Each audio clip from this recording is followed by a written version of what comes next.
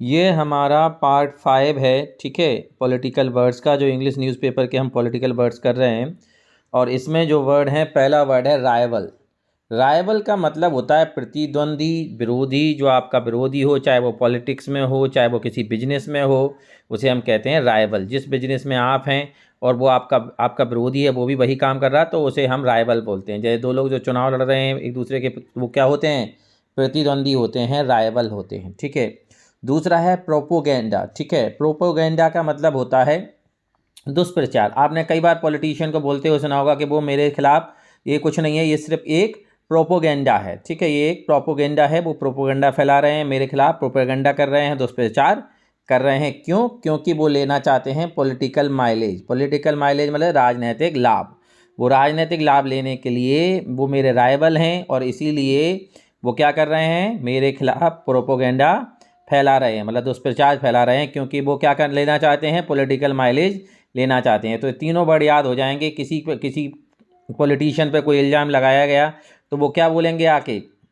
वो पहले तो, ठीक है, उसको जस्ट उसका खंडन करेंगे और बोलेंगे कि वो इसलिए ऐसा बोल रहे हैं क्योंकि वो मेरे राइवल हैं और वो मेरे खिलाफ प्रोपोगेंडा फैला रहे हैं, दुष्प्रचार कर रहे हैं, क्योंकि वो पॉलिटिकल माइलेज लेना चाहते हैं, क्योंकि वो मुझसे मेरा कंसेंट लेना चाहते थे, स्वीकृति लेना चाहते थे कि मैं उनके साथ शामिल वो मुझे अपनी पार्टी में इंडक्ट करना चाहते थे, शामिल करना चाहते थे, और मैंने उन्हें कंसेंट नहीं दिया, स्वीकृति नहीं दी। कंसेंट मतलब स्वीकृति। मैंने उन्हें कंसेंट नहीं दिया, स्वीकृति नहीं दी, क्योंकि वो चाहते थे कि वो मुझे अपनी पार्टी में इंडक्ट करना चाहते थे।